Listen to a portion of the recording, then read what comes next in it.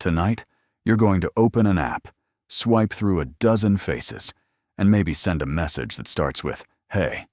It feels brand new, like something only your generation could invent. But the real answer is far stranger. You've been running this exact program for at least 100,000 years.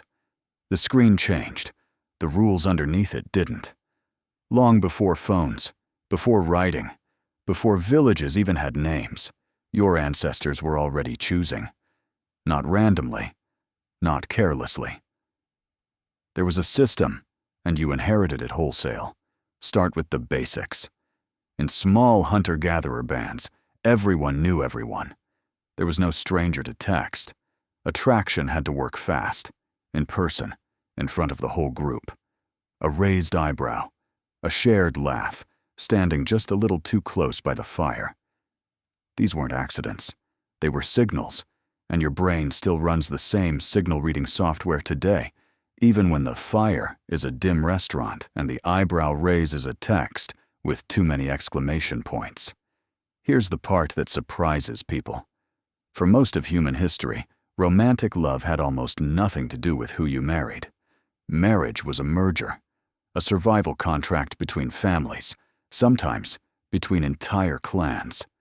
It secured land, alliances, protection, and labor.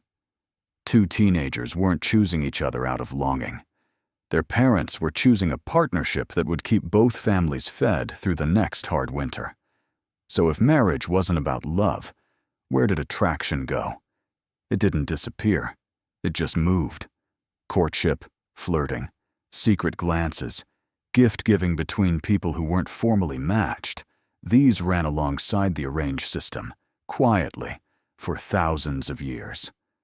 Poetry, folk songs, and old letters across nearly every ancient culture are full of it. Desire never waited for permission. Now, decode what your body is actually doing when you feel that first spark. That fluttering, can't eat, can't focus feeling has a name in plain English. It's a stress response. Your body floods with the same chemicals it uses for fear and excitement. Evolutionarily, this made sense. A powerful, undeniable pull toward a promising mate increased the odds you'd act on it instead of walking away. And the criteria your brain quietly scores people on? Symmetry, health cues, confidence, voice tone, scent. None of that is shallow. It's ancient shorthand for one blunt question. Could this person help me survive and help my children survive? Here's the twist most people never hear.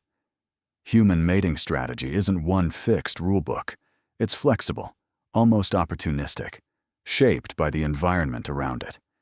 In places with more resources and stability, long-term pair bonding tends to dominate. In harsher, less predictable environments, shorter-term strategies become more common, because commitment is a gamble you can't always afford to make. You're not broken if your dating pattern shifts with your circumstances.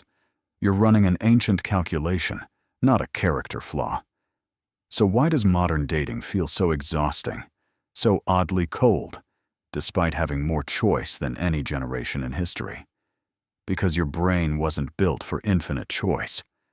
For nearly all of human history, your dating pool was maybe a few dozen people, all known, all local, all embedded in a shared reputation.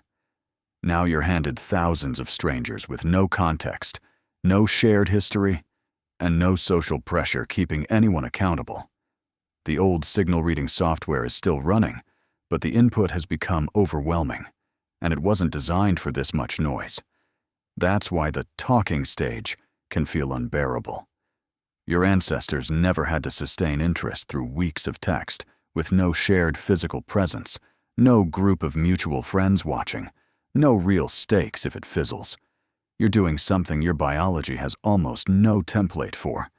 And it's not you failing at dating. It's dating outpacing the hardware. Which brings you back to tonight. That swipe, that message, that flicker of hope before someone replies. It's not shallow, and it's not new. It's the same ancient machinery that once read a raised eyebrow across a fire circle, still running, just wearing a different interface. You didn't invent dating. You're just the latest version of a system that's been quietly running since before anyone thought to name it.